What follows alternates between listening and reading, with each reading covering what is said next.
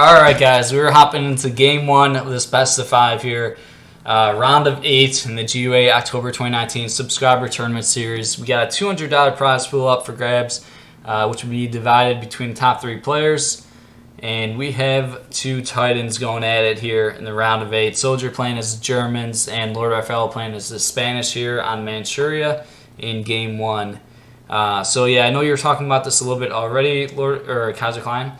But what are your thoughts about this matchup on this map here? So yeah, like I said, it's German favored. Although it kind of depends also on the start, like if it's a TP start. Also gonna depend a little bit on the TP line. Yeah, this pawn is better for Spain because they have an easier time denying the German trading post. But yeah, anyway, it's not as bad as people say, I think, because rods are actually pretty strong, pretty tough for Germany to deal with when your dragoons have 6 speed, like the war wagons have 6 speed, and rods also have 6 speed, right? That kind of stuff. Also, the falconets can be tricky to deal with, but overall, German favored. Yeah, and then again, on this map, it's not too bad for Spain. Yeah, and we are seeing a 200 wood start for SoldieR, so he's got to be pretty happy about that. He's kind of doing some questionable herding, though, on a set, walking 2 cellar wagons quite far there. But he's also has a really nice map. He just sharp shot and got 50 wood immediately, so obviously that's always really nice. And with the 200 wood start, he's going to be able to build his trading post right away. And if you look down in the corner of his base, he has an 85 wood treasure. So he already had a very close 50 wood and an 85 wood like behind his base. So map's quite nice for him. Yeah, he barely missed that second wood treasure, so he's probably gonna chop, but it's still fine. I mean, he's got 50 wood, which is it's insane basically. That 50 wood treasure is almost as if you would have another food crate at start, kind of. So it's just really huge. However, he just missed the XP now, yes, which is unfortunate. Definitely, that's maybe as bad as. I mean, it makes up for getting the 50 wood, you know, like just missing that XP and not being able to ship your settler wagons. And Raphael coming in to harass already with a dog, and that's why I say this map can be nice for Spain in this matchup, because already you see SoldieR winning the H1, and then he's gonna be able to grab all the livestock and all the treasures. Yeah, and with like Spain, you know, you start with the war dog, and you know it's 200 wood start, so you know Germany's building a trading post, which means you know where the German explorer is going to be. So it makes it really easy to harass that German explorer. And LordRaphael doing exactly that. SoldieR did look like he had a villager walking. A bad garrison mark from the town center had a villager walking out, but he fixed it quite quickly. And he does find this 85 wood, and LordRaphael did not see this 85 wood, it looks like. Yeah. So that's good for SoldieR if he does go for this here. Yeah, that's pretty smart from SoldieR. Some people would have just like gone away in another direction, you know, which actually Raphael expects. Like he's here trying to find again the explorer, you know, and trying to get the yaks. But SoldieR's like, nah, I'm just gonna run around. I mean, turn around and just go back to pick up that treasure, which I assume Raphael has not seen. Oh god! I have a super weird bug. But let's talk about this after. SoldieR, oh my god. Not ideal there. SoldieR losing the fight to the Tigers. Yeah, I don't think that should have happened there. But I have a super weird bug. I have no HP bar at all. If I press Alt, I don't see the HP, and if I click on a unit, I don't see the HP. It's really yeah, strange. Anyway.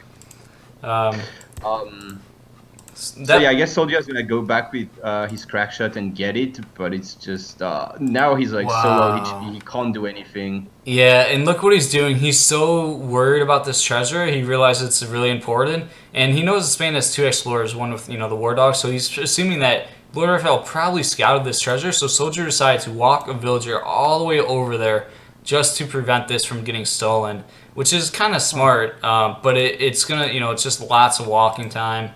Which shouldn't have occurred, since he should have been able to kill those 2 tigers with his explorer.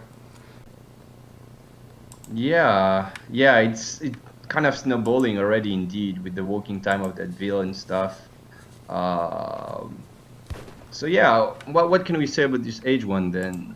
it's obviously really Raphael favored, but it could have gone maybe worse. It's not very good for SoldieR, but it could have been worse, right? I mean, SoldieR has his trading post. He did get 50 wood. He now gets 85 wood. So, you know, it's not terrible. He's aging at a decent time, I think. Oh, Soldier's actually got... Well, he's got like 15 seconds of idle time, which is not too bad. Yeah, and Raphael, he did But just yeah, build... meanwhile, Raphael got 7 yaks. He's got the 90 wood.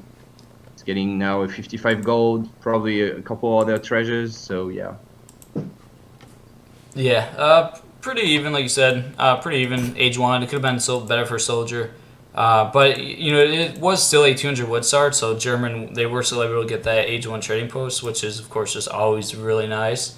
So pretty even, but like you said, yak count is definitely in favor of LordRaphael, and we do see LordRaphael dropping down a barracks, and he aged up with 500 food here. Yeah, exactly. So looking to play colonial here, which is interesting. I mean, again, rods are something in this matchup. Like, rods are not good in every matchup. Sometimes they're kind of really bad, but against Germany, they're actually pretty good. And SoldieR being so low HP is probably not going to be able to scout that. And he's anyway probably just assuming it's the standard Spain FF, you know. So he might be caught off guard here by this H2 play by Raphael. Something like Rod Hussar could be rather scary if SoldieR doesn't make dops. Like, the correct answer to this would be just like 5 dops semi-FF or something, probably. Yeah, but we're kind of seeing SoldieR blindly building a barracks, Yeah, and right. blindly training dops. so I guess there's that. Blindly or packing maybe? Who knows? Nah, I'm kidding, of course. Oh. But that's Yeah, SoldieR always plays German quite strange. And honestly, I think he was deciding to go racks and dops because he was looking for a forward tower, and he wanted to siege down the tower, which isn't like that uncommon. You know, if you can kill the Spain tower and then force the Falk H3 Falk shipment to get shipped at home at the town center rather than like a forward tower, you know, that is always pretty big. Yeah, I mean, anyway, dops opening is an option against Spain. I just think it's usually inferior to naked FF. Like, naked FF is just so good as for Germany in this matchup. But, you know, dops are an option, so why not? You can also burn down the trading post. You might get a house down or something. Deny that tower, like you said. The only thing that usually you would probably go for forward racks if you do that as Germany.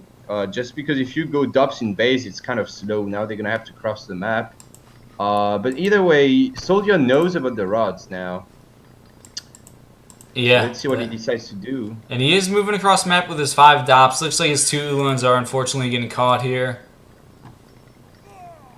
Yep. Yeah, we'll have to see if these 5 dops can do some damage. They may be catching the rods here. And here we go. Oh. Dops on rods. Snaring This is so confusing, not seeing the HP, but yeah, I assume they're doing quite a lot of damage. Then again, rods are quite a bit faster, and he's going to be able to escape. There's a lot of rods. They do have 40% melee resist, so they don't die too fast either. But yeah, they just do no damage to dops, right? I mean, 11 attack is not much, so... Yeah, SoldieR picking off a villager, very nice, but then just kind of AFKs his Ulans and loses 2 Ulans there unnecessarily. Gotta keep a close eye on those, especially when there's tons of rods around. Rods are moving into the base of SoldieR here. Dops are trying to get in position. Yeah, I don't know what Raphael is really gonna do with these rods now. I feel like it's kind of a cheese. That could work if Germany is doing something else, but against Dops, I'm really not sure what he's gonna achieve now. I mean, Dops and Minutemen, like, there's no way, even an infinite amount of rods don't want to fight like 5 Dops plus Minutemen, because it can't be a good trade for you, right? Like, there's no way. So, I don't know what he's gonna... He might just go burn that down or something. But he can't do much. Oh, there are a lot of muskets here. SoldieR is moving out with his dops. He has to be. He isn't. SoldieR is now aging. Now pulling the dops back. If he gets these dops caught by the muskets, that would be very unfortunate. And here we go. Dops are getting onto the rods, but the muskets aren't too far away. Getting a couple kills here before the muskets arrive. Minutemen are called here, and SoldieR is on his way to H3. Yeah, and now Raphael's gonna turn around and fight them. Minutemen are now shooting onto the rods. It's gonna be an okay trade for SoldieR. I mean, kind of. It's not a very good trade, but it's not the end of the world. But I think Raphael can be satisfied.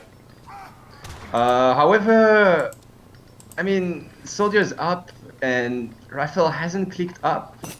He probably just made too many rods. I kind of like the 10 musks because 10 musks can deal with the dubs nicely, but I don't know what all these rods actually did in this game. Like pretty much nothing except catching some Ulans. But he didn't need like 20 rods to catch like 4 Ulans.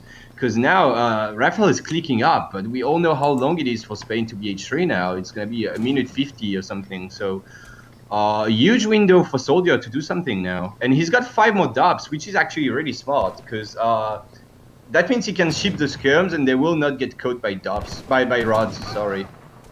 And he can also cover his Minutemen now, so the Minutemen are not gonna die. And yeah, Raphael's just gonna pull back, he can't do anything. So that's not looking good for Raphael here. Yeah, very looking pretty good for SoldieR, popping out 5 skirms, and like you said, forcing Raphael to retreat here. And looking at the shipments, how shipments have been progressing this game, LordRaphael has been playing this pretty eco-focused. He shipped 700 wood as his first H2 shipment, and then shipped 5 vills, 4 vills, and went with this H2 agenda. Yeah, going heavy rods. I think not expecting a DOP start from SoldieR, so I think kind of threw off LordRaphael's game plan.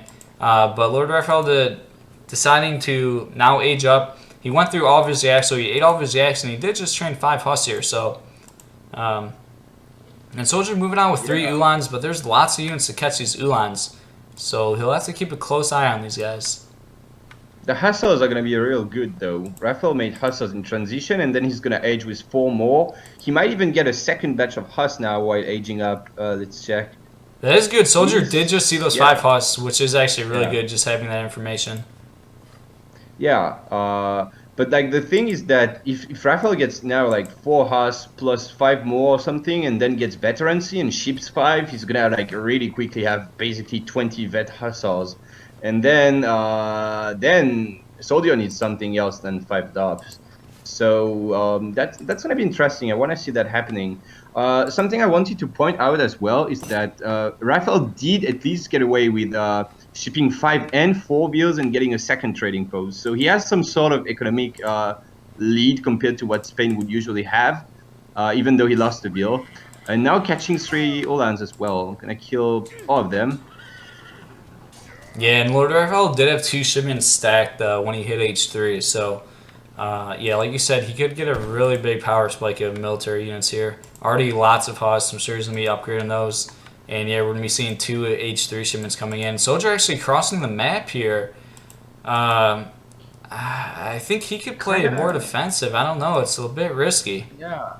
I completely agree, actually. I think he should have been aggressive earlier, like after he's aged, because you kind of know Spain is going to probably follow up, right? He's not going to stay H2 forever. And you have like 5 dubs, so you're kind of safe. So I think SoldieR just kind of missed his window when Raphael was aging, and now it's kind of too late. And indeed, I agree. You might as well sit back at this point and just...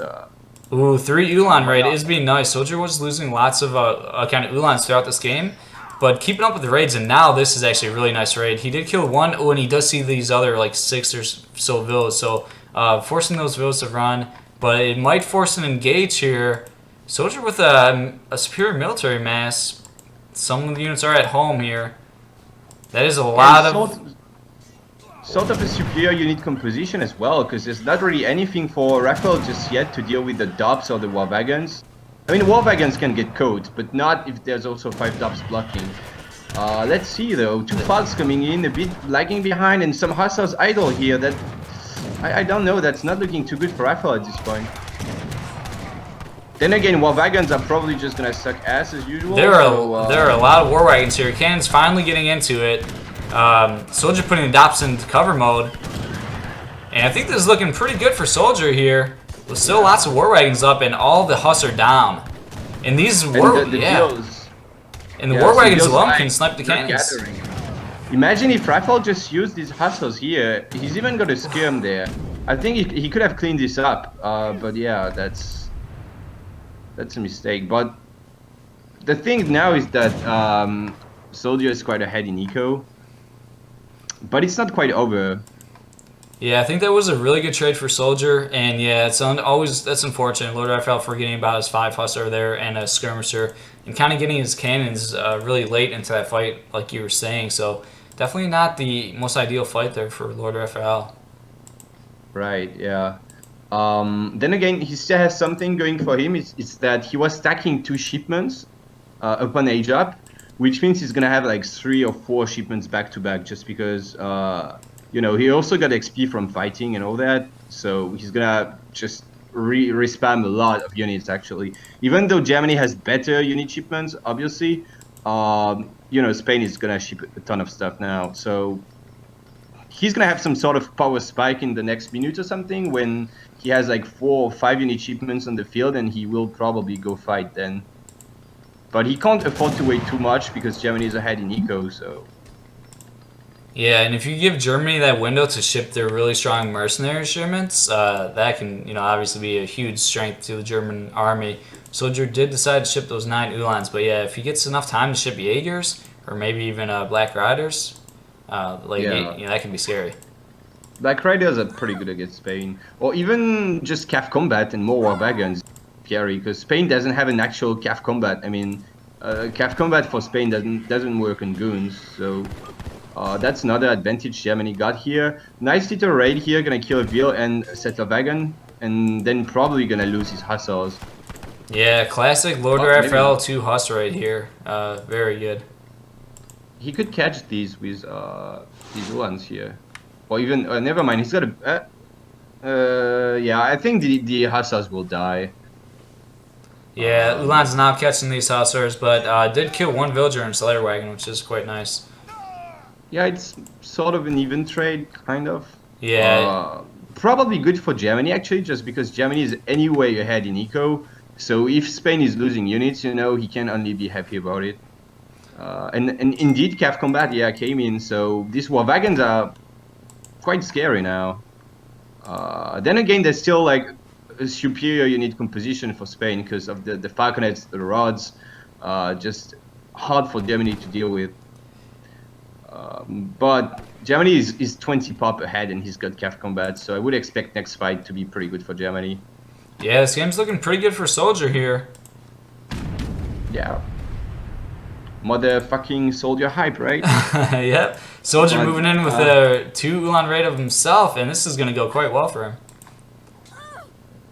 Yeah, a raid here on top.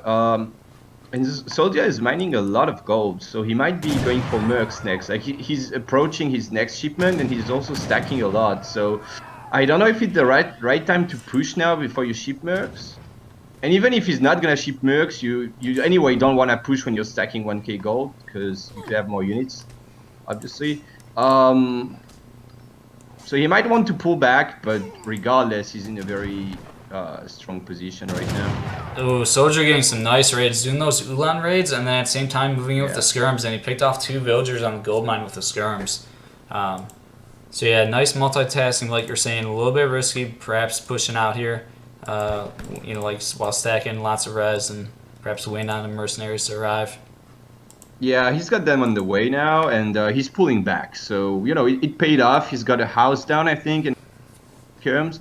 So it was a good move by SoldieR, but yeah, kind of risky. And I don't know why he's going again now when he's got his mercs on the way. Cannon's getting in position, gonna get 1 shot. Yeah, and SoldieR should probably go around here, but it's gonna be okay. He could have got shot again by the falconets by staying on this side of the native post, but yeah, he's gonna be okay. Could have been a lot worse for SoldieR here, I think. Wait, let's see. Oh, okay. Yeah, both players, I was just looking at text complete. Both players with steel traps. I mean, for a while, I thought I missed it for a second. I thought LordRaphael didn't have like steel traps, but no, he does. Cannon's looking to move in here. Rod's trying to get the right positioning, and here we go. Those skirms are really bunched up. Those cannons got some nice volleys. War Wagon's trying to focus the cannons. 1 cannon goes down. Yeah, not the best cannon cover by Raphael here. A bit sloppy, but he's still killing a lot of war wagons. But yeah, I mean, Germany's just got so much more stuff right now. I don't think Raphael can win this fight. And the Ulan's getting in a nice position on the other side. Rod's gonna come in though. Second Falconet gonna go down, but lots of war wagons going down as well. But yeah, I mean, with Cav combat, and I don't think Spain can win that. He does have rod combat, but all the rods are, I mean, most of the rods have died already. SoldieR kiting. SoldieR sort of drag boxing everything in a weird way. Skirms in the lancers, but yeah, there's just too much stuff for Germany. Doesn't matter. Yeah, this fight is looking really good for SoldieR here. Just cleaning this up. And it's easy. Yeah, and this looks like this could just be the game here. Yeah, so... Yeah, now just skirms by himself. We'll say it's the warm-up game for Raphael. He always needs to warm up. We know he always tends to lose the first games in any tournament. Yeah. So we'll see if he can play better than that, because it was a little bit sloppy by Raphael. He was also hunting on the top left of the map super early for some reason, instead of using the other hunts he had, but yeah. Yeah, LordRaphael going with the very heavy H2 rods and just kind of not working out for him here. Yeah. Yeah, that was an interesting build from Raphael, but it didn't really work out. Alright, we can get into game 2 here right away, everybody.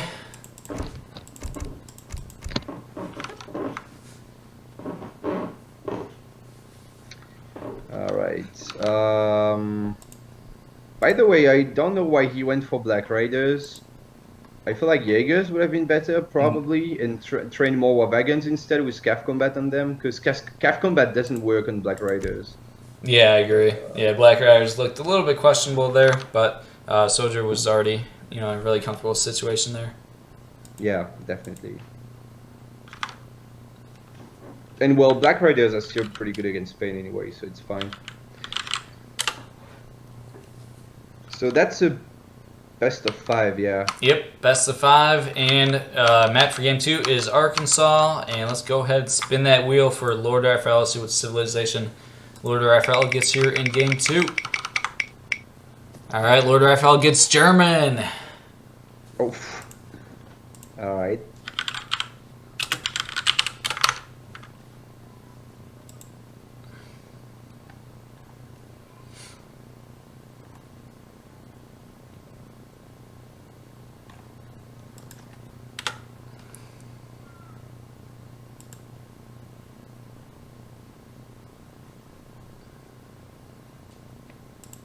Okay, and spin the wheel for SoldieR. Let's see what civilization SoldieR gets here in game 2. SoldieR gets Spanish. No way. That is hilarious. What are the odds of that? We could do the math. Right. It's really unlikely. Yeah, that is extremely unlikely. We're seeing the exact matchup just reversed. Yeah. Wow. Now, will SoldieR use a respin or either? Well, yeah, I guess it would be on to SoldieR here. So, Germany won game 1. It looks like we may see a re here. Could be, yeah. Then again, it's still not that bad, so, we'll have to see. Yeah, that respin is very valuable. May want to save it for something for better usage. Right. I mean, he might get something way worse than Spain here. Like, I don't know, Russia into Germany, or Otto on this map, or Aztecs. I don't know. There's quite a few civs that would do worse than Spain here, I believe. Even Dutch, for example. So, I wouldn't respin, but let's see what SoldieR does. Looks like he's not sure himself, so... Yeah, I don't think SoldieR will respin here, because going back to the first game, I think he was, didn't he say that he was thinking about respinning and when he had Germany? So, I think he should save the respin. I think he should just play this one, and I think that is what he will do. But we'll see. Probably, yeah.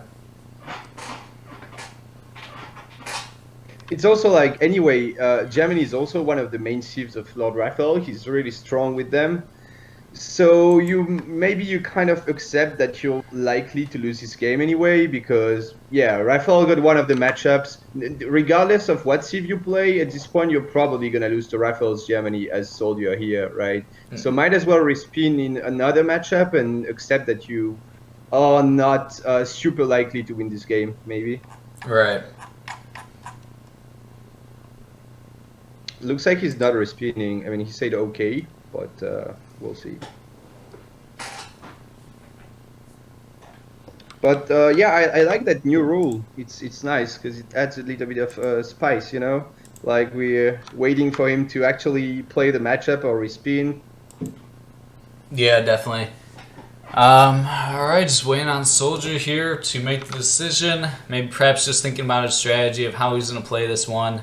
Always want to give players enough time, and I want to pressure them to click in quickly, especially since with this format it's random civ, so they kind of need more time to think about how they're going to play these matchups, as it's something they're probably not super familiar with. Right. But alright, guys. Yeah, go ahead. Sorry. Oh, alright, so we are going into game 2 here. SoldieR and LordRaphael, round of 8 here. This is a best of 5. SoldieR is currently up 1-0, and we have SoldieR playing as Spanish and LordRaphael playing as a German, and we're playing on Arkansas here. And we just saw this exact matchup but reversed in game 1, where SoldieR was the German player and LordRaphael was the Spanish. So it worked out for the German player in game 1. SoldieR taking game 1 there, but we'll see how it turns out this game. Yeah, this map is maybe not as good for Spain as Manchuria, but it's still, it's your standard map, right? Arkansas is very standard, so it's not too bad either. We have a wood start again as well. That's interesting. Yeah. So LordRaphael's gonna be happy with that. Wood start allows German to get that trading post built right away. But yeah, not the wood treasures on this map. Like Manchuria, they usually you don't have those wood treasures that are pretty easy and pretty close. Like last game, SoldieR got that what was that 50 wood and then 85 wood. But on Arkansas, they don't have the treasures, those wood treasures here. So. Oh, but would you have that? And it's usually not a treasure you really want to start, but Spain, obviously, it's way easier. And he knows Germany's taking a trading like super far away from that treasure, so he's gonna start it, and I really like that decision. It's very smart from SoldieR going on top, because if you know the map, you know that on top, like literally 80% of the time you get a CDB treasure on top. So that's a very smart move, and he's just gonna get an extra CDB for free. Like there's nothing Raphael can do about it. Although he's gonna find some nice treasures himself, a food treasure, and there's also this 95 wood here. So. Yeah, this is definitely really nice, as you were saying. The German Explorer, building that trading post, of course, so allowing SoldieR to get this for free, which, and in the time that Soldier's getting this, getting it at a minute and 20, so he's going to have that villager for, for that much longer gathering. Definitely a very good treasure there.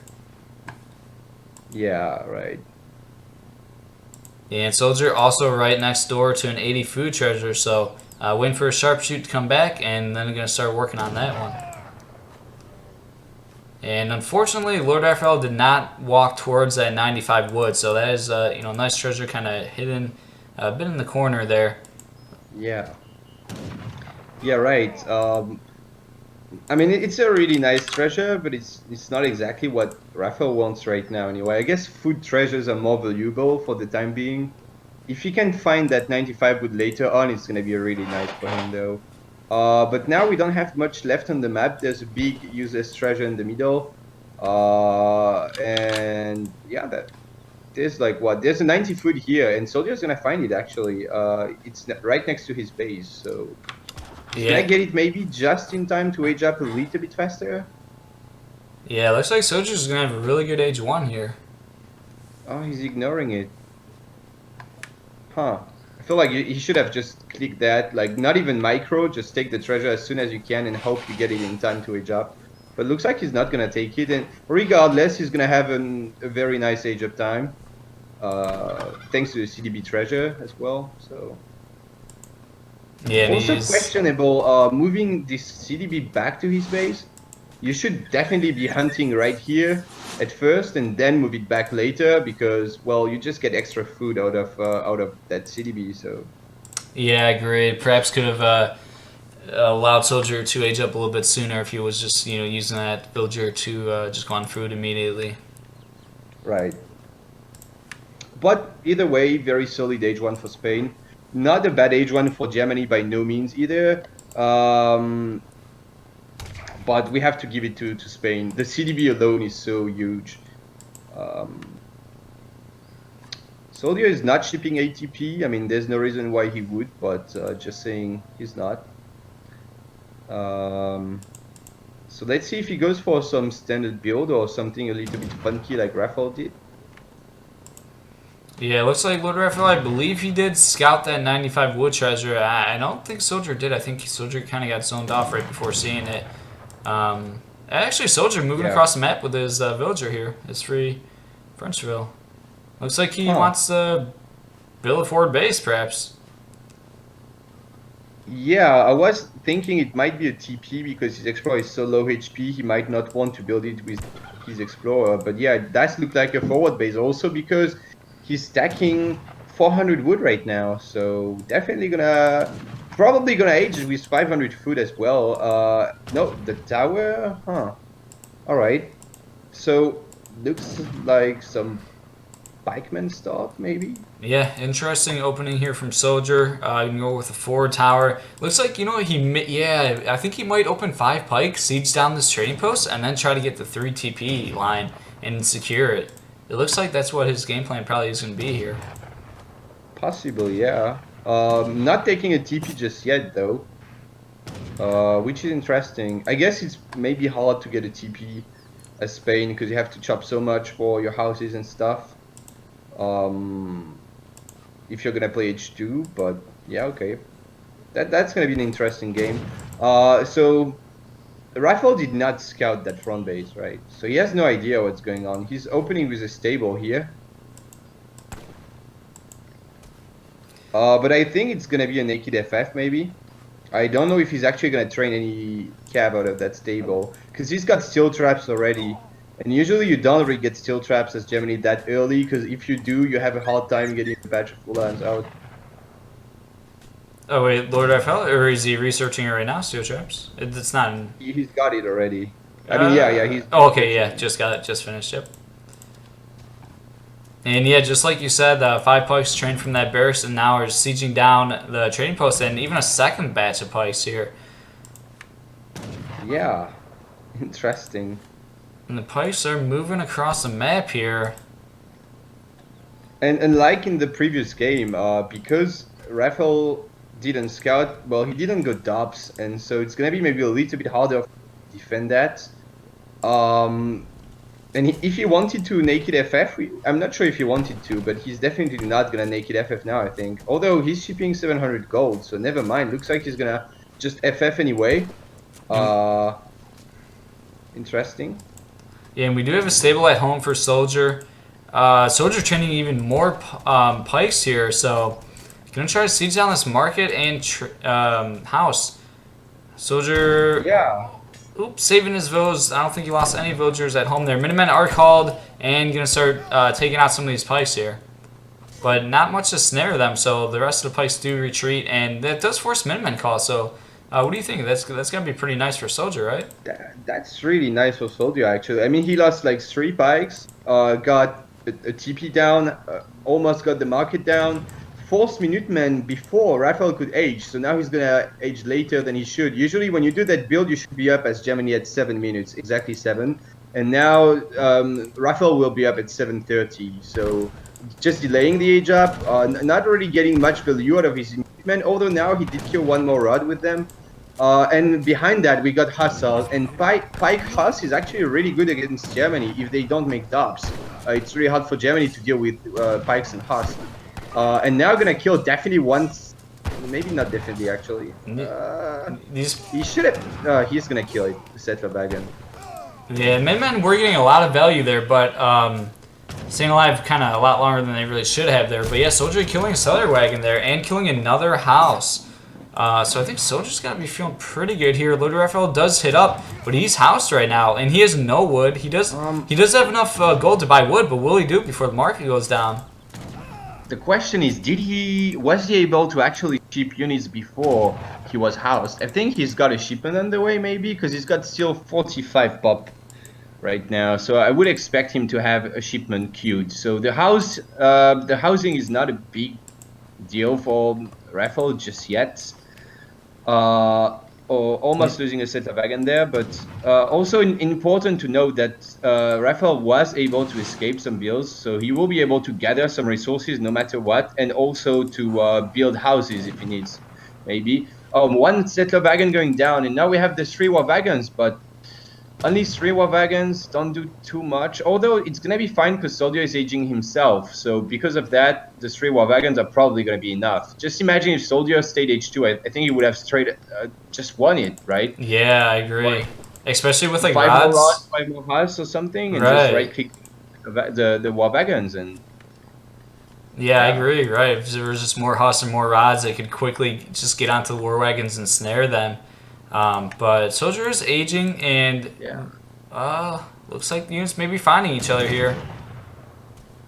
LordRaphael doing a good job hitting and running here and then getting out of there. SoldieR probably needs to retreat here, now losing a couple of rods unnecessarily. And he's still chasing. I don't know if SoldieR sees this or not, but he's losing quite a lot of rods. He did kill another villager, though, but obviously losing like 5 rods for free there, kind of. Huss moving in for another raid. He could have done that if he stayed H2, like we said, but now because he's gonna H, he can't just try to fight the war wagons. What did I want to say? I wanted to say something and then I just forgot. So never mind, I guess. Yeah, SoldieR has to be careful with his Huss here, as there are the war wagons and even Ulans, so he doesn't want to get these Huss snared by the Ulans and then have the war wagons cleaning them up. Yeah, SoldieR got to be careful with this. He's not even yet aging, so now he just clicks up. So it's gonna be a little while, and he never went for the trading posts. He never even built a trading post this entire game as Spain, which is interesting. Yeah, I feel like SoldieR's build was actually pretty scary for Raphael to deal with, but SoldieR could have done it way better and just actually win like really easily. I think this game could be over by now if he just stayed H2, if he had a TP, that kind of stuff. And now big raid, SoldieR gonna lose all his builds on top here. There's no way he can defend that, and even if he tries to defend it, the war wagon's on the way, which is a smart move by Raphael, right? Like, yeah, I'm raiding, but I'm also sending my war wagons to follow, because that way if he tries to defend, I'm gonna just kill the builds anyway, plus get some free kills. So yeah, he's gonna kill some rods. I feel like SoldieR is a bit overestimating the rods here. Like, they're good, but yeah, get some pretty good hits here. But yeah, one more wagon does go down, as you said. SoldieR losing like 4 villas there, which is quite a bit. But SoldieR did ultimately clean up all those Ulans and doing an okay job with this trade. He's actually gonna kill the war wagons here. And Husser. Oh, Black Riders though, that is so big, and that's gonna force SoldieR to retreat. Yeah, SoldieR gonna sack his infantry and the dogs and just gonna escape his hussars. Meanwhile, at least he's able to age up, which is important, of course. But yeah, now that the Black Riders are out, it's gonna be very hard for Spain to do much. Yeah, and as we said, been saying, SoldieR no trading post this entire game, so he is gonna be H3. But his shipment progression, it's not gonna be a typical Spain H3 where you have like shipments just rolling in one after the next. With no trading posts and a pretty late H3, it's gonna be much slower. And SoldieR actually throwing 2 more villagers back onto that same hunt, and they're just gonna die here again. These 2 villas here are getting caught by the Black Riders. Yeah, and also he did not ship 5 villas. I don't know if you mentioned that, but SoldieR, because he doesn't have a TP, did not ship the 5 villas. So even though he's killed quite a lot of German bills, he's still behind in eco actually. So yeah, that's not too good for SoldieR. I think this game is gonna go to Germany probably. Although, you know, Spain is still gonna be able to ship stuff now and maybe try to get enough skirms out to deal with the Black Riders, but he's sort of wasting his rods again and popping 4 skirms. 9 rods, oh, that's a good try. I mean, he's got the Huss also gonna try to surround here. Needs to get the skirms over there. Huss are trying to get the snare. I don't know if it's worth it. Yeah, I actually have no idea how good that is for. I think it's actually, yeah, it's gonna be good for Germany at this point. Yeah, I mean the Black Riders, they're just hitting and running so good. Not the worst idea by SoldieR, but it just didn't really work out. And yeah. To be fair, he kind of had to try something like that because he was quite behind, I think. So I respect that. Yeah, I mean I think he could have like delayed if it worked, the engage. He would have won the game. So. I felt like he could have delayed the engagement a bit longer, perhaps. Now he's getting more skirms out. Like now, you know, he's got a good number of skirms to deal with Black Riders much better. Another villager goes down for SoldieR. Yeah, that's true. I guess he could also still get Falconets after that, because now Germany is gonna get skirms, of course. But if you get your Falks, yeah, maybe he could have delayed. I don't know, but either way, yeah, this is looking still good for Germany, but it's not quite GG or something.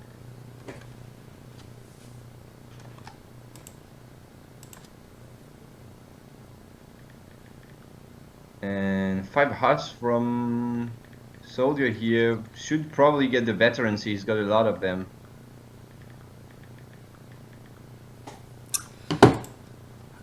Yeah, so let's take a look at this. Sorry, I was just sending a quick text there. SoldieR gonna pick off some of these war wagons here. Nice free valley to almost kill 1 war wagon. And how are these army compositions looking here? Looking pretty good for Germany. I mean, he's just got so much range cav, he can use them to fight the skirms. So even though he's got less skirms than Spain, he will be able to make up for that with these war wagons and stuff. Until Spain gets the Falks, because then with the Falks, Spain will be obviously ahead in the skirm war. But for the time being, yeah, if they come to fight, I would expect Germany to win it. Yeah, and SoldieR, like you were saying, losing quite a lot of villas throughout this game. Veteran Huts are now in for SoldieR, and yeah, SoldieR would have been better off pushing an HC like we were saying. If he never aged, I think he could have maybe closed the game off early on. But losing quite a few villas, and he's down in eco, not by a significant amount, just down 4 villas currently. But he's also behind in military, and well, neither player with a trading post here. Yeah, they actually don't have a trading post at all. 9 Ulans coming in. How many villas have died on this hunt? Jesus. Another villa goes down there.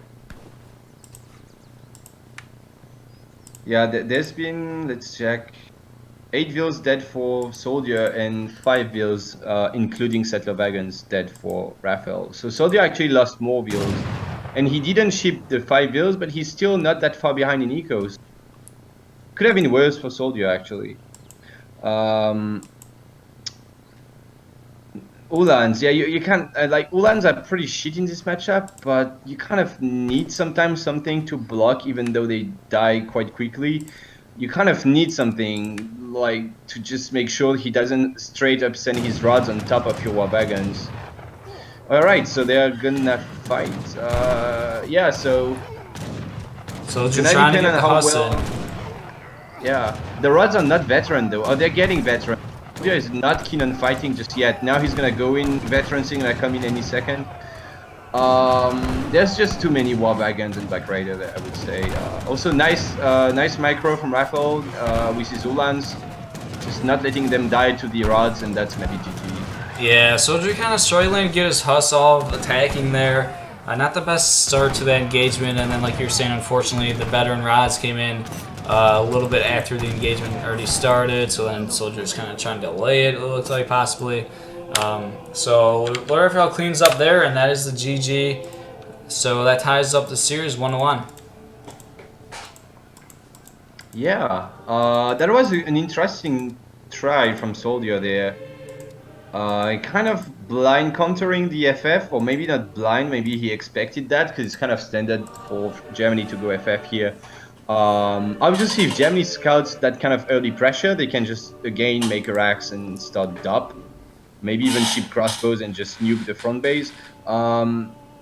But that could have worked so much better if only SoldieR stayed H2. Like really, I don't see Raphael defending all that with like 3 war wagons, like a ton of rods and husks. There's no way. Like you just get caught, and then you get right clicked, and you can't gather anything, and you're housed, and you know it's just GG. But SoldieR aging at pretty much the worst time he could, I think.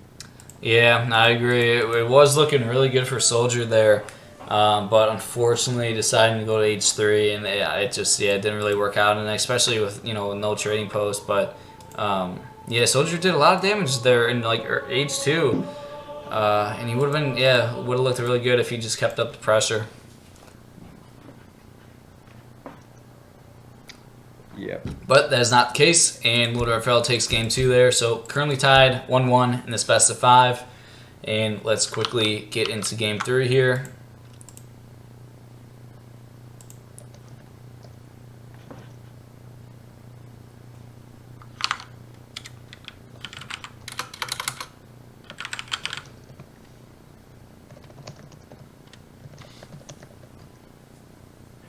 Just doing some math in the chat here about how likely it was to get Spain Germany and then again Spain Germany the other way around. Right. I mean, those odds gotta be pretty high. That's funny. Yeah, it's there's one chance in let's check. I see somebody say 1 in 196. Yeah, that's the amount of matchups. You have like 105 different matchups, but 196 matchups overall if you take into account the ones you revert, like Germany, Spain, Spain, Germany. Yeah. So it's actually one chance out of almost 40,000. 40,000 or what? Yeah. No, really? Wow, that's crazy. Jeez. Yeah, it's basically 200 squared. Yeah. Basically, just hit the lottery with that. All right, so we're playing on. Now imagine it would have been the same map as well. Yeah, jeez. Yeah. It wasn't though. All right. So Tibet. Yep, playing on Tibet here in game 3, and we're spinning the wheel for LordRaphael here. Let's see what civilization LordRaphael gets here in game 3. LordRaphael getting the Ottoman civilization. I think that is a pretty good civ for this map here.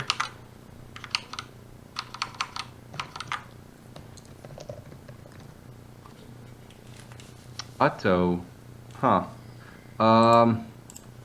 The stagecoach is nice for Otto and Tibet, but the treasures and the livestock, not that nice. SoldieR getting Dutch here. Sorry to cut you off there. Just spun the wheel. SoldieR getting Dutch. I think this is good for Dutch here. I mean, he's just gonna get so much livestock. He can wall up between the chokes, and just skirm reader kind of stuff does really good on this map, right? Because you can, with all the chokes, all the cliffs and stuff, it's just really good for the player with range units. Yeah, I agree. Right, H2 skirms can do some damage here, just defending any like early Jan pressure, or if it's an H3 agenda, using all those choke points. Yeah, and even the stagecoach is like not that easy to pull off, just because one of your trading posts, I mean, there's like 2 TP lines. We can't see it so well on the minimap, but we'll see it in game. There's 2 separate TP lines, and each of them has 1 trading post pretty close to your opponent's base. So it's really hard to actually control the whole stagecoach, unless you get something like ATP or something like that, which makes it easier. But like a regular stagecoach is actually not easy to defend on Tibet. So Otto is maybe not going to be that pleased with this matchup on this map here. If SoldieR respins here, I'm really disappointed, because if anything, I think Raphael might want to respin, or unless he wants to keep it for something even worse, but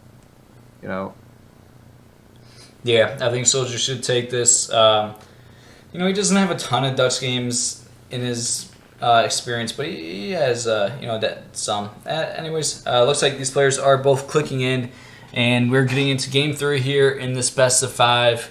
The series is currently tied 1-1.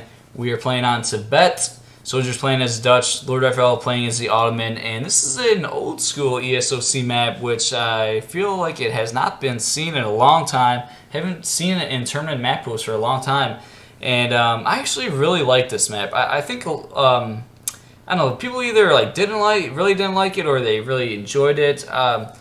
Maybe the more common. I don't know what word I'm looking for, but perhaps it was more common that people didn't like this map due to the choke points, since it could make for kind of weird and gameplay where units can not get stuck, or the pathing could not be 100%. But that is partially that's just due to strategy and building the walls to use the choke points to the fullest extent. So, what are your thoughts on this map here? Yeah, so I'm not a fan of the cliffs because it would be fine if the AoE3 pathing was actually decent, but it's so kind of random, the pathing in this game. And on this map, it gets so much worse, and it's really sad to play on it sometimes because, you might lose to pathing. The hunts are also pretty far, but that's okay. You can just herd a bit earlier. But yeah, just the pathing is something I really don't like here. And one reason why we don't see it so much anymore is also because it's not anymore in the ESOC standard map set. I mean, it never was to begin with in that map set anyway. But so most people who play 1v1 just go with the standard maps. So you just don't see this map. And in tournaments, I think we've seen it a lot in the early tournaments, and maybe people got kind of fed up. Also because on this map you used to have only China mirrors, because China is so strong here. And it was getting maybe a little bit boring, so I guess they decided to remove that map from the tournament pool. So yeah, you're right, we haven't seen it in a while, so it's gonna be funny to see that map again now. Yeah, and like you're saying, it is one of those kind of unique maps where the hunts are quite far out, so certain civs are really good on this map, and other civs may be really poor on this map. Yeah. So yeah. LordRaphael, it's a very non-standard map. Right, very non-standard, as you're saying. LordRaphael getting this 90 wood treasure, and if you noticed, there was a 40 wood treasure right by his town center at the start of the game, and he sharp shot the tiger, and then he didn't pick it up. He sharp shot it, and immediately went to scout for other treasures. And he just used the villager right now to pick up that 40 wood. So just saving a little bit of time there, since he wasn't going to use that 40 wood immediately. He just figured, let me just use my sharpshoot so it can start cooling down already. And then just get that 40 wood whenever. And interestingly, he didn't go for the TP next to his base. He went to the middle one, probably because he wanted to grab some yaks and scout a little bit of treasures there, going for that middle TP. But it does mean that he did not get an XP. If you look at boss players, they have the same XP right now. And only now, Raphael is going to pull ahead with that XP. So first XP at 2 minutes 30 is a little bit sad for Otto, but he did grab the 90 wood and a couple yaks. Also, he nicely scouted the back of his base with a yak, because you start with yaks on this map. You have 1, 2, or 3 yaks in your base randomly. I mean, boss players have the same, of course, but... And so he scouted the back of his base with a yak, and he found a 50 wood treasure, and that's why now he came back with the explorer and crackshot that. So he's got already 180 wood in H1, which is absolutely insane. It's almost a trading post. Yeah, he's gonna be feeling really good about those wood treasures there. And Soldier wasn't getting the wood treasures. He did find quite a bit of food, which probably sped up his H1. So, but yeah, getting those wood treasures is very nice. And yeah, as you were saying. LordRaphael built that trading post really far out, so he definitely did miss out on that early XP, which was unfortunate. But like you were saying, I think his mindset was he wanted to get some yaks, because with Ottoman, you have to build a trading post right away, which means you're going to lose the yak war, and then you're also playing versus a civilization that has 2 scouts in H1. You have the explorer and the envoy for Dutch. So if you build a trading post right off the bat with your Ottoman explorer, and your opponent has 2 explorers, you can really lose that yak war really heavily. Oh yeah, Yeah, it's a trade-off, and he decided to go for the yaks and stuff. Losing a yak here as well. Yeah, A bit Soldier did unfortunate. steal one. Oh, where is he? Oh, and we're seeing two Ottoman villagers moving forward. Soldier sees this perfectly, though. Oh, he's actually back herding. Soldier's hunt. Soldier has not herded. Oh, look at what He's Soldier gonna. just did. Oh damn! What the hell is going? I He actually tried think to they're hurt. gonna die, but almost died. Oh my god, 4 HP. He tried to Did he herd just the misclick on the hunted. Yeah, charger? yeah. He tried to herd the hunted, and he accidentally shot the tiger. Kiri needs to just get Oh this one here at this point. God. I mean, the starting hunt is really big on Tibet. You can see he's got a lot of animals in his base. He's also got the yaks. He's got the berries. So I'm not too concerned about Soldier's hunts here. But it would be nice if he could also bring that, for sure. The one in the back of his base would just be real nice. Yeah. And now he's walling up, so yeah. Yeah, That's what we definitely. were talking about. That was Really easy to wall up here. Yeah, exactly. That was really almost really unfortunate. He did save that villager 4 HP. He's got to keep a really close eye on that guy, have him gather resources like really close to the town center. Is you don't want to like have him like hurting the far hunts. You want to keep that guy safe because that's an easy target for LordRaphael to potentially pick off with some Jans. Yeah, I mean at this point he can even kill that bill with an explorer if he finds Right. it in base. Yeah, so LordRaphael actually going for 3 trading posts here and barracks and a stable. 5 Jans already popped out here. But yeah, Soldier with these walls, he did not finish this one wall segment, which Which is sad, Yeah. yeah. And he's got a couple of holes, I think, maybe. But did Soldier actually see the stable? Because I know he scouted the barracks, but I don't know if he actually saw the stable. And he's getting 2 skirms out, sorry. That's not what you want. Then again, skirm pikes and a wall is going to be great against Jan Hasp. But yeah, we'll have to see how this goes. yeah, Guys quite. need to patch the gap though, yeah. Yeah, needs to finish off that wall if some Hus come. That's actually really unfortunate. They can get right on top of those skirms and snare the skirms. I'm not quite sure how he doesn't notice that. 3 more skirms being trained here, and let's take a look at the shipment progression from LordRaphael. He's shipping all crates here. He went with the 700 wood to get these trade posts up, and then 700 coins, 600 coins. So it looks like he's gonna be going for H2, really heavy Jan Hus. And I don't know. I mean, with Dutch skirms, I feel like this would be good for Dutch if you can kind of just like deal with the Hus and then just hit and run the Jans like forever with skirmishers. Yeah. Well, the thing is that you have to age at some point. You can't keep going skirm pike forever. And when you age is probably when you get right clicked. And there you go, there's a gap. I kind of saw that coming, so that's not good for Soldier. Yeah, oh I'm gonna have to God. call Minutemen maybe. That's actually really bad. There is the Min-Men, but already 2 skirms going down before the Min-Men really come out.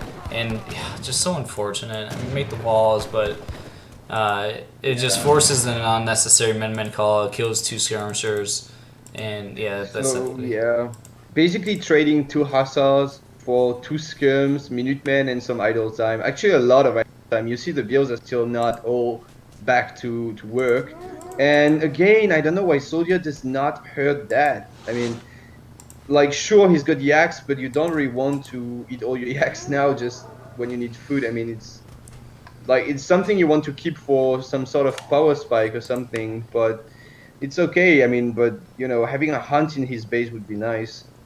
Yeah. And he's on 4 banks. Okay, so that's fine. Gonna try to age now, I believe.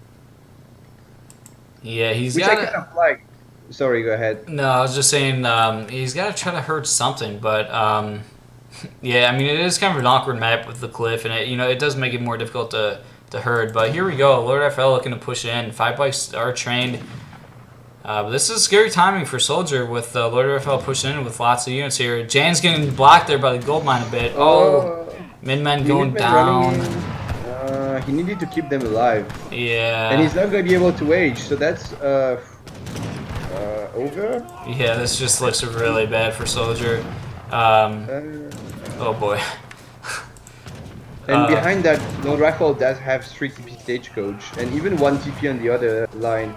So I don't know what you do here, SoldieR. He dropped some resources. Yeah, he trained 5 pike there, but they just immediately died. And honestly, not finishing that wall segment probably lost SoldieR this game, costed him Yeah. the game. It just looks like there's nothing he can do right now. Yeah, at this point you just send CM and hope it works, but you know, like if you could pop actually 5 pikes and call CM at the same time, like the big Minuteman batch. Well, I guess 8 pikes is a good try as well. There's not that many giants alive. He's gonna buy SoldieR some time, but I'm afraid the damage is done already, and we'll see though. Yeah, I mean, there's so many hearts now, it doesn't matter. Like 13 hussars is too much. Popping 5 skirms, but it's just gonna die again. And now it's gonna be even harder than before for SoldieR to actually age up as well. And he doesn't have 8 pikes anymore. So now I really don't know what he does. Yeah. Just CM, yeah, I guess. I think it would have been like a pretty easy hold for SoldieR if like the walls were completed, and if he went like 3 banks. Like it seems like it would be an easy hold for Dutch, with just like skirms behind walls could easily kill the Jans, and just the wall not finished. And maybe cutting a bank, yeah. I mean, just aging a little bit earlier with 3 banks, and then just getting the Reiters, because Reiters do so good against this. I mean, Giants have low attacks, so they don't focus down Reiters that well. That being said, now, Raphael's not reacting, but now he's turning back and fighting the Pikes. But the Pikes did a great job here, but I don't think it's enough. So yeah. TC going down, SoldieR not able to age, stacking 1k gold, and that's gonna be GG. I mean, it's Rios, but you know. Yeah, unfortunate, painful one to watch, to be honest. Players, they try to be fancy sometimes and let's save 2 wood and delete the pillars from the walls so we can save 2 wood. But hey, you left a gap in your wall, and that just completely lost you the game. So yeah, and the worst thing is that he even had some of his own skirms going through that gap earlier, but he did not see it. I saw that, I was like, there's a gap here, like he's going through, but he didn't realize it himself. So yeah. I mean, of course, Raphael could siege down the wall, or he could go around, but it would make a big difference. Yeah, it would. I mean, even the Jans, once they start sieging the wall, like the skirms would get at least like 2 free volleys, and yeah, it definitely would make a big difference. Yeah. I mean, yeah, right. Like you said, it looked like SoldieR did see it. I don't know what his thought process was. Perhaps he was thinking, let me leave a small gap, because sometimes it can like affect pathing, where like only one or like a couple of husks can get through the hole, or like one at a time, where where it makes it unfortunate. And But there, it didn't work out, where basically all the husks were able to get through, and yeah, it did not. Yeah, it did not. Yeah, so that wasn't a very close game, but we still have 1 or maybe 2 games to go, and well, the AoE gods are gonna give us some civs, so we might see SoldieR doing a comeback maybe if he gets a decent matchup. But first we have to hope ESOC comes back up. Yeah. Yeah, that was a little bit of a painful one to watch. Oh, it's back. Yeah, I feel like that was painful. I feel like Dutch should be able to hold, like, basically, Musk Husk push. I feel like that should be easy to deal with. Well, against Otto, it's not that easy. I sometimes go for Jan Haas in that matchup with Stagecoach. It's a solid strat by Raphael. I mean, we didn't really talk about what Raphael was doing. We were kind of like just crying about SoldieR just dying there, But Raphael did a decent strat, and he did it well, But with the wall, yeah, it's easy to hold, I think. Yeah. And just to address the chat, I see somebody asking, confusion about if there's best of 5, best of 3. This is a best of 5. This is the round of 8, so only the round of 16 was best of 3. Round of 8 is best of 5, and then the semifinals was also best of 5, and the finals in bronze is best of 7. But yeah, the best of 3 was only for round of 16. So this one is best of 5. Oh wait, so this is round of 8 actually. Yeah, yeah. Oh, I forgot. I was like, yeah, that's the semifinals. But actually, Hazza won his round of 8, right? Yeah, so Hazza Or plays the winner of this. yeah, right. Okay. All right. And what is this? Is game 4 here. LordRaphael currently up 2-1. Game 4 is being played on Baja, California. Let's go ahead and spin that wheel for LordRaphael. Let's see what civilization we get for LordRaphael here in game 4. LordRaphael getting the Spanish. The AoE gods are liking the Spain today.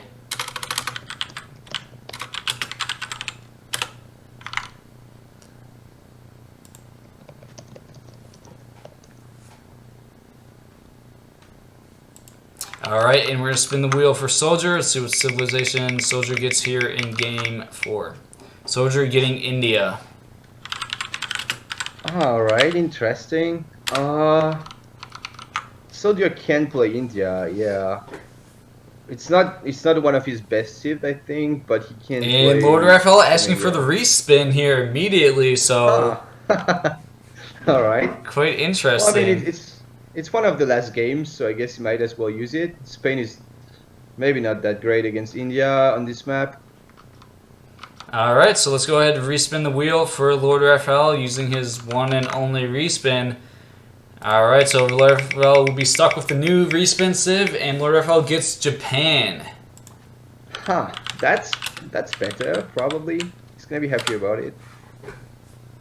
This is a decent Japan map. I mean, there's the TP line, which kind of sucks for Japan, but the map is really, really large, so you can shrine in the corners. It takes a long time for your opponent to go siege them down, especially because India doesn't have pikes or something like that, so they can't easily siege the shrines on the map, on such a large map. Also, you get water, which means you can ship 3 boats in H1 and maybe also get 3 boats from the consulate. So there's some nice stuff on this map for Japan, but then again, India is also going to be probably happy about the 3 TP stagecoach here. Yeah, so Raphael had Spain before that. Yeah, I think he will be happy with Japan over Spain. And it's an interesting matchup. Spain and India, I feel like that, I don't know, I haven't seen that in so long. But this is not, an uncommon matchup, I would say. LordRaphael definitely has some Japan games under his belt, and, he's definitely played this matchup a good amount of times, I'd say. Probably, yeah. And it's probably just easier to play than Spain against India, because as Spain against India, you have to play really well. I don't even know if it's India favored at all against Spain, but you can't fail. Like, you can't make any mistake, because then you just lose instantly. If you lose like 5 units for free, or lose 1 fight or something, you've lost. So yep, here we go. We are getting into game 4 here. This is a best of 5 in the round of 8. We have SoldieR versus LordRaphael. Game 4 being played on Baja, California. LordRaphael is currently up 2-1 in this best of 5, so SoldieR needs to win this one to stay alive and keep the series going. SoldieR playing as the India civilization, and LordRaphael playing as Japan, and we're here on Baja, California. All right, so Kaiser, you talking about, it is sea, so Japan, they do have access to the sea, and they can ship boats as their first shipment, or they can get boats from the Karni Ma, or not from the Karni Ma, from the consulate, and they could ship, or ship to Karni Ma. So definitely an option there for Japan. The Kami, you mean? What's that? Yeah. The Kami, because the Karni Mata is for India, but yeah. Yeah, exactly. That's why you're here. What did I want to say? Yeah, this map, yeah, like I said, has nice features for boss civs here. And actually, so let me ask you this, Kaiser. So LordRaphael, he's starting with 2 berries on the map, but that makes him only start with 1 rickshaw. Is that an advantage? I completely forgot you berries. No, it's actually terrible for Japan. Right. I mean, it's still not a terrible map, but having 2 berries is horrible. It means you get 2k food instead of 5k from the orchard. It's that simple. Plus, you don't choose where you have your food. So these berries are actually in front and a little bit far away from the TC, while the second cherry orchard would be safely in the back and would have 3K more food. So yeah, that's no good for Japan. And you can see Raphael knows it, and he's already building his consulate, kind of covering the berries, you know. He's preparing for that because he knows it's going to be pressured maybe. I also expect him to probably gather as much as possible from these berries before he gets pressured, so that then when he's pressured, he can gather safely from the cherry orchard behind his TC. So I just wanted to say like a couple of things. First, India went for the middle TP, but it looks like he missed the first XP. No, he got that first pass actually. Wait. Yeah, I know. Oh, Raphael got 70 XP from a treasure, because I was like, yeah, he must have missed it because they have the same XP right now. But nah, it's just that Raphael got a treasure here. All right, so he did get the XP. This is like the best TP on any ESOC map, probably. And you can't usually get it with an explorer from the left side if you spawn on the left, but with like 2 monks, as India, of course you can. And so yeah, it was a wood start, so that TP is great for India, but then again, Japan got a free Portuguese consulate, so that's very nice. Yeah, and I did see LordRaphael did also pick up 150 coin, obviously a very nice treasure, and then actually a 30 and a 20 coin, so he's getting quite a bit of coin here in Age 1, but he doesn't have a market, so he's just, it's just sitting there for now, not really doing anything for him, but of course, nice to have that regardless. Yeah, it will be useful at some point even for stuff like Minutemen or whatever. Market upgrade, it's real nice. Even if you're going Yumi, you will have some use for that gold. But yeah, of course, it's the least useful resource you can get at this point as Japan. Looks like SoldieR is gonna steal that 20 gold in base. Not a huge deal. Meanwhile, Raphael is getting 2 sheep, which is gonna be nice for his to Sugar Shrine maybe. What else can we say about this start now? So, yeah, Raphael. He's doing quite a bit of scouting with this guy. Huh. I wonder if that's worth it. I don't know what kind of value he actually gets out of scouting that right now. Yeah, it's kind of weird, and it's actually idled right now. It looks like. And it looks super stupid with that, like half the boat inside of the land, like. Yeah. And some birds jumping. I never noticed there are birds on that Asian boat. Oh yeah, it's hanging out there. All right, so what's going on here? Looks like we got a forward aggro from SoldieR with 4 vills. Wow. Okay, so he's gonna be really aggressive here. Then again, Raphael. I don't know if I've ever seen Raphael build a wall. Like, he really doesn't like walls, which I kind of respect, to be honest. But I mean, it's gonna make it way harder to defend that kind of all-in sepoy rush if you're not gonna make walls. Especially since he went port consulate, which is nice, of course. But then it means he's not gonna have these extra consulate, Japanese consulate units. Yeah, and it does look like SoldieR is going for that all-in rush, huh? Because we're not seeing a market out for him, and 4 villagers on that aggro, so yeah, he's looking to be aggressive. And with the trading post, he's going to have, his shipments really coming in quick here, so yeah, we may see like a 5 sepoy and then 4 sour shipment.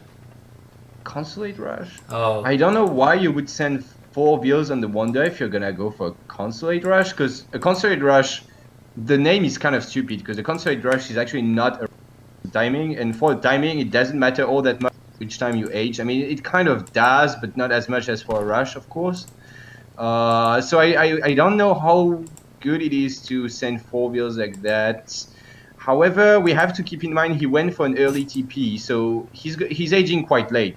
That's probably why he sent 4 vills, just because he's up at 5 minutes with 4 vills. So imagine with like 1 vill, he would be up at 5:30 or something, which would be super slow. So that's probably why.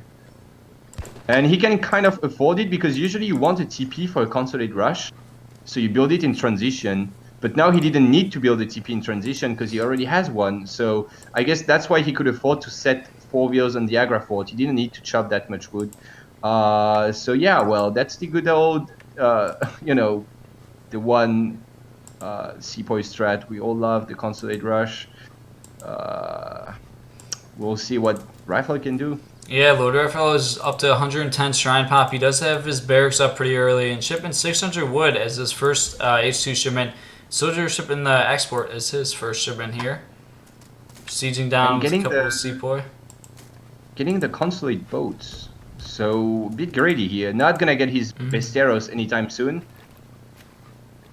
Not gonna, because he could have also, for example, switched to Japanese Consulate now and tried to get a couple clubs or how are they called, Shinobis out or something like that. But nah, he's just getting the boats, which might make it harder for him to defend. Yeah. And he did not scout the Consulate Rush, I think. He might have, but I don't think he did.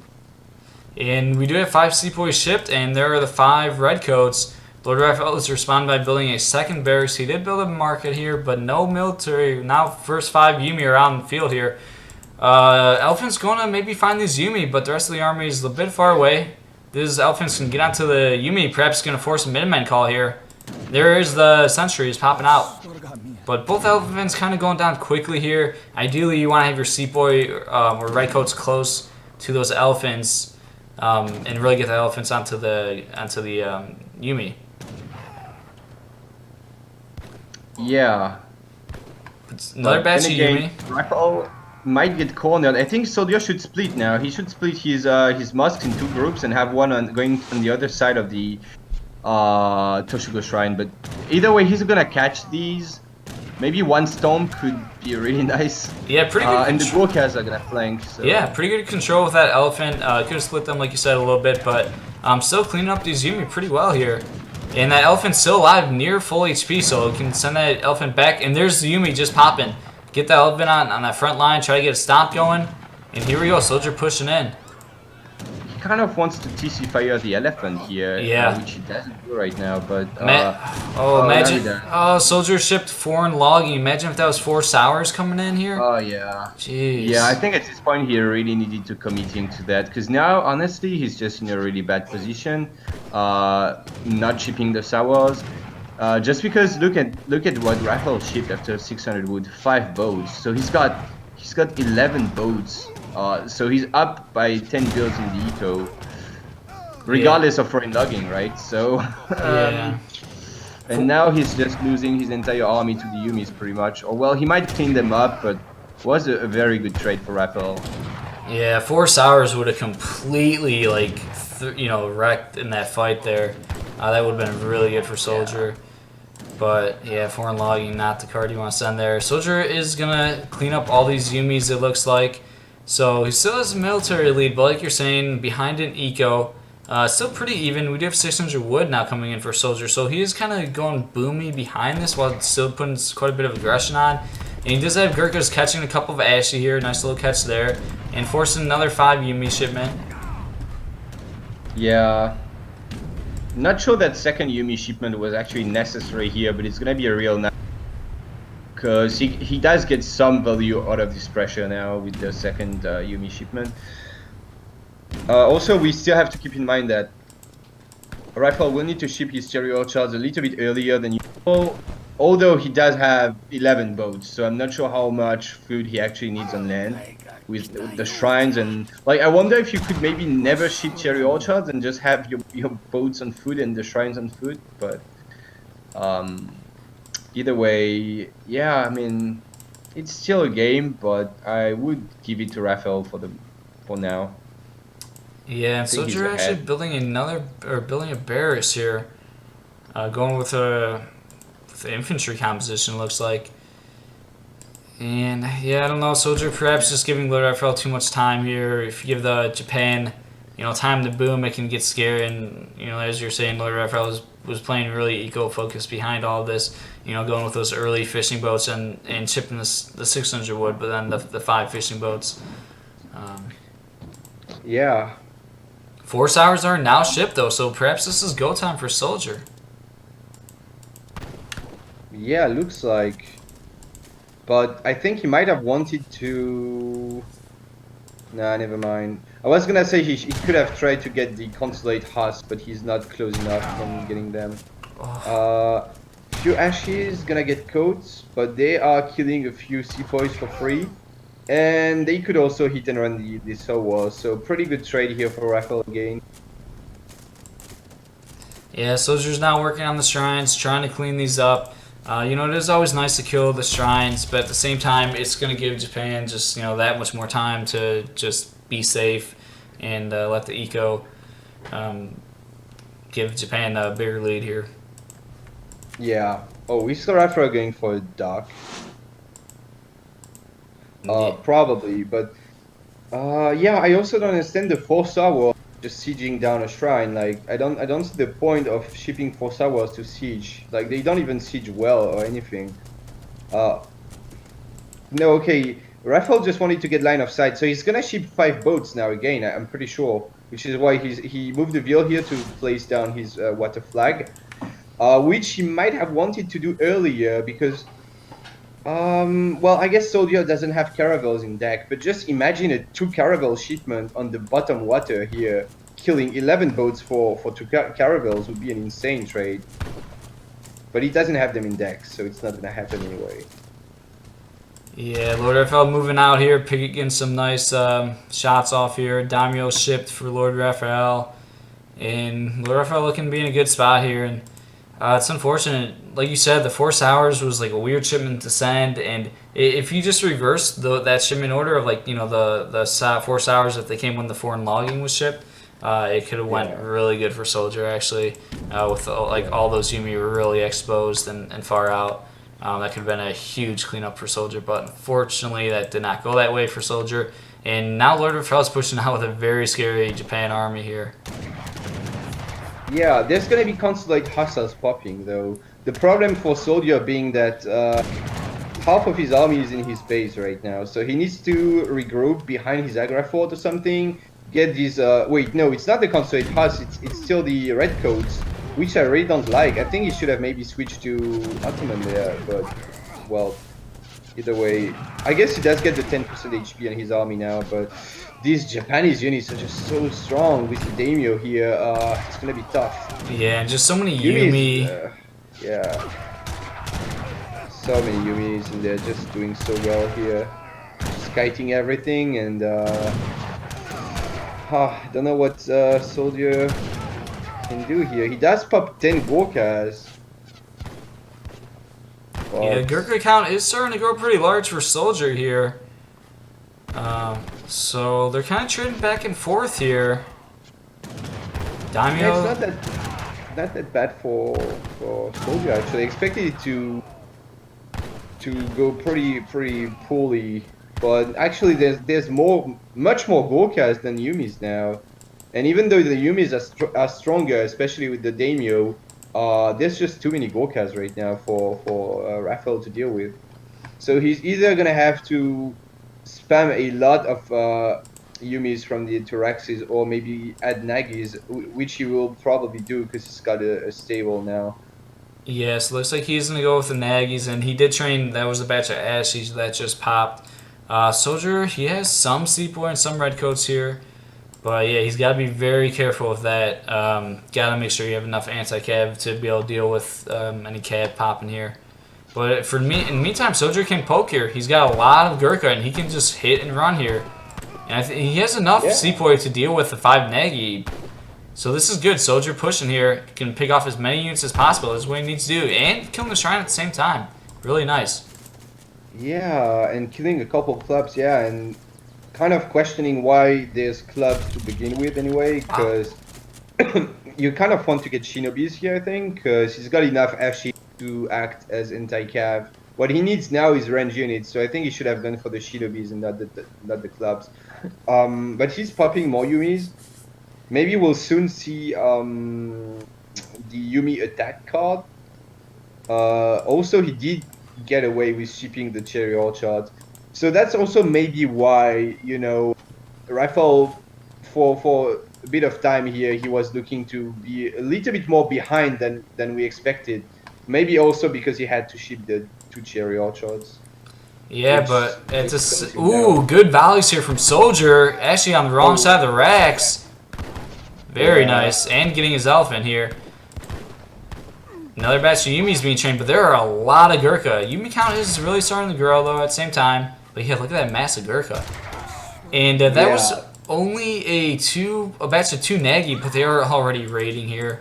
And that is actually really annoying. With an infantry-centered composition, it's going to be very difficult to catch cavalry raids here. Yeah, he needs a stable. SoldieR needs to make like even just 5 Zemburaks, because again this map is so big that you can't run after cav with your infantry here, really can't. So he needs a batch of Zemburaks, or even SoldieR, if he's got enough of them, he can catch the Nagis, because SoldieRs are really fast actually, just like Zemburaks, they're super fast. So they could easily catch the Nagis. Because now, yeah, I mean, oh well, Raphael is gonna get shot quite a bit, and the sentries might, no, they will not catch. But the Nagis are essentially dead now, so. And LordRaphael is macroing the age here, it looks like. Yeah, macroing to age. That is kind of risky, maybe. I don't know that you need to age in this matchup if your opponent is not age 3 already. Then again, it's gonna be fine because SoldieR is aging, so they're both gonna age at pretty much the same time, in fact. Yeah, and the ecos are pretty similar. It is in favor of LordRaphael, but SoldieR continues to siege down shrines here. And it's a close one. Now LordRaphael is adding in walls here. But yeah, just... Wow, I never seen that before from Raphael. walls. Yeah, he really needs to buy time. If this was like a full push from SoldieR, that probably would be the best option for SoldieR. Imagine if he didn't age here and he like added a stable that had like 10 sours and just continued to make some more units. It could have been a really scary timing here. Yeah, and then something like camel attack as well, and could have been a really nice push for sure. SoldieR is stacking 2 cards now, so he's gonna be able to get the British East India Company, which is kind of an infantry combat, although a little bit weaker. I think this should be one of his first cards. Like, he can maybe get Euromis or Streamer House, but then he needs British East India Company, because he's got so much infantry. It's so good to ship that card right now. Yeah, and he's adding another barracks here. Oh my god. He's definitely going to want to get his upgrades, obviously, for the Gurkha and Sepoys. And then he's upgrading the Sepoys or actually both now at the same time, since he does have the second racks. So I think once these upgrades come in and he gets his first age 3 shipment, and he also is now seeing the age up from LordRaphael coming in, it may be go time now for SoldieR. Yeah, he could try. He could try. Then again, the Yumis are real strong now. Yeah, Yumi they've got Yumi attack, they've got Veterancy, Golden Pavilion, 5% from the Consulate, and the Daimyo. So they have not all that much attack.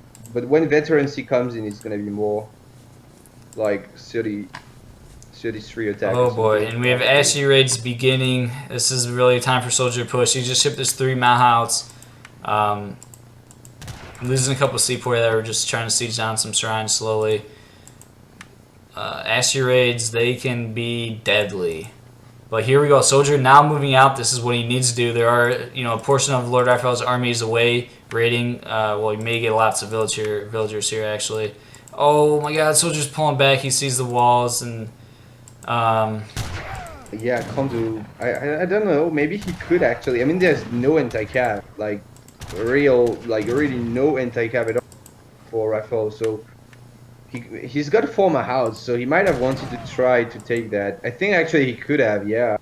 But I can understand. I mean, he doesn't know that Raphael doesn't have ashes, right? So he's not gonna try to take that fight. Yeah, and it's always tough pushing on Yumi when there's walls, even just to siege down them, to take the small amount of time to siege down the walls. The Yumis just can do so much behind walls. Yeah, they do so much more. I mean, they do a lot already on an open field anyway, but when there's a wall, it's even better. And he did get way of the bow. These Yumis are absolutely insane right now. I mean, 33 attack, 135 HP, 30% range resist, 20 range as well, which is important. So you know these Yumis are incredibly strong, and even though Blue, I mean SoldieR is ahead in military, and he does have also pretty strong Gurkhas right now with Menzabdar and British East India Company. I don't know if it's enough to challenge these Yumis. They're like insane. Yeah, SoldieR moving in, seeing this other town center, and the Yumis are here. Mahao's on the front line. Can they get on top of the Yumis here? Need to micro them very efficiently here. Oh, the Daimyo though is Daimyo on the front line there. Oh, but then retreats just down. Yeah, retreats just in time. SoldieR actually thinking a lot with Daimyo here. The Mahouts finally connecting, but they're dead. This is just looking bad. SoldieR, like Sepoy's not even getting there. Now it's just Yumi's firing away. And look at SoldieR's army. Like half of his army's attacking, and that's just did not go good for SoldieR at all. That was a very one-sided trade there. The pathing he's still in an okay spot, but that was not a good trade for sure. Yeah, the pathing and micro was not optimal for SoldieR there. If you look also at Raphael's shipments, it's actually insane. I mean, he's basically shipped only upgrades. Like the 5 last shipments is only upgrades, and then the cherry orchards needs to ship that. But you know, like 4 upgrades in a row, considering that the Daimyo is like an upgrade. So he's just got away with being sort of greedy and having an insanely strong army now, and even getting the how is that called, paper cartridge upgrade, which gives I don't remember if it's HP or attack, but it's basically the advanced arsenal upgrade that you get in your golden pavilion. So his ashes are gonna be insane as well. Yeah, SoldieR struggling to get the correct positioning there. My house really just went down very quickly, and yeah, this Yumi count it's just so large that SoldieR really wasting units here. I don't know why he's trying to fight this, just throwing so many units away here, and he's continuing to fight this actually. And honestly, this is like also getting caught here as well. Yeah, this is no good for SoldieR. SoldieR trying to trade with his Gurkha here, but I mean he just has far less. It's just a very inefficient trade for him. LordRaphael really coming out on top, and yeah, once this Yumi count gets really high, it is can be very difficult to deal with. There's the stable now.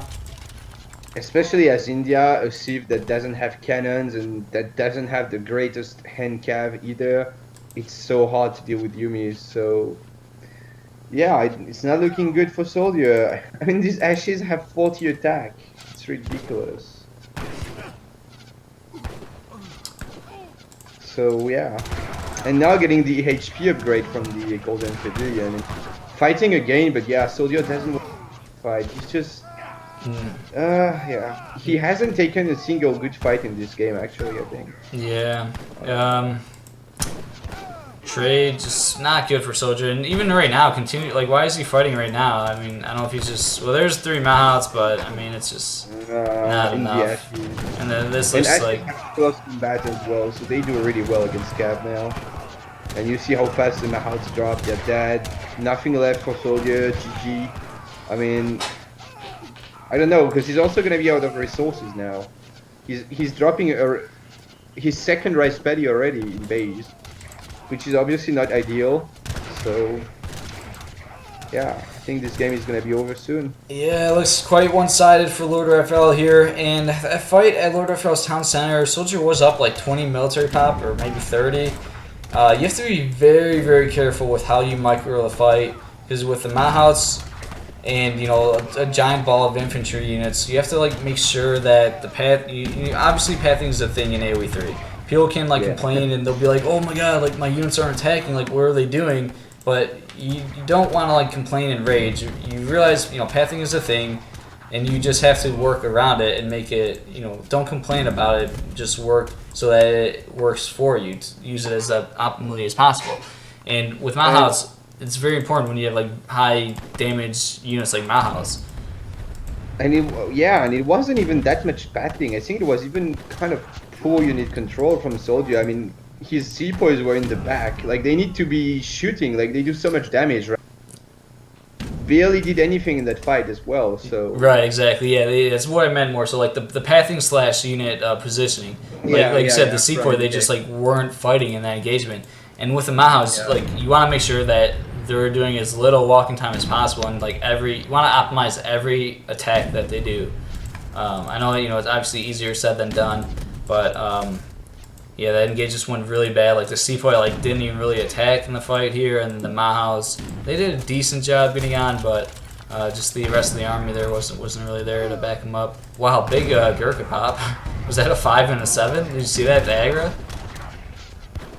I didn't see No, that. it was pretty cool looking. It was like 15 Gurkhas like popped at the same time. I think it was like a 5. And now it's Falcon it as well. Yeah, it was like a 5 Gurkha made and then 7 Gurkha train, or 7 Gurkha shipped. Yeah. Too bad it just doesn't matter, sadly. And meanwhile, Raphael shipped refrigeration and terraced hillsides, which gives you I don't remember.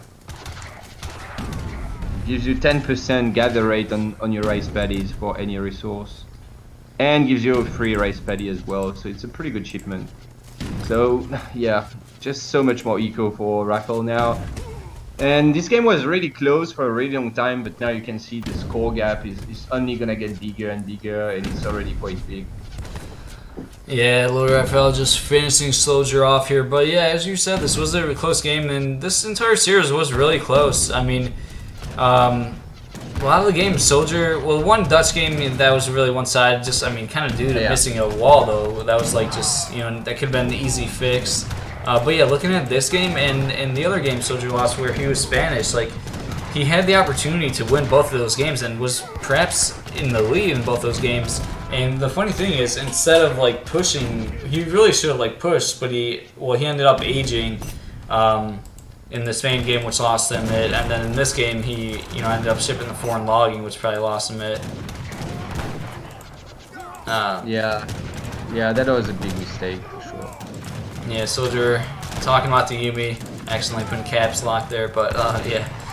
Yeah, Yumi are strong. SoldieR definitely had a chance to win this one. Good performance, very good series here from both players, and yeah, I mean, even in the second Spain-Germany, SoldieR just had a commanding lead. Like, this series could have gone completely differently, but yeah, it's gonna be 3-1 for Raphael, which is a kind of expected result overall, I guess, but could have gone very differently. Yeah, definitely. Yep, LordRaphael very strong, the favorite here. But yeah, it's always good to look back at your games, rewatch them, and it's always, sometimes it's just like the smallest thing. It's just one little decision, can completely change the game. And if SoldieR just decides, you know what, let me not age up in the Spain game, I'm doing a lot of damage. Instead, I'm just gonna stay H2 and put pressure on. Then that probably turns into like an easy win. And then all of a sudden, he would have been up? He would have been up like 2-0 there, and and just that there alone can completely change the tide of a series. So, Yurimi Papa, I mean, what's the matter? And then still able to respin, Right. Very good. The army is actually doing a lot here. Yeah. I mean, now they're kind of lagging behind now, but did you see that? Like, he just got a rice paddy down and then started punching the village with the clubs. Yeah, SoldieR kind of needs to resign, I think.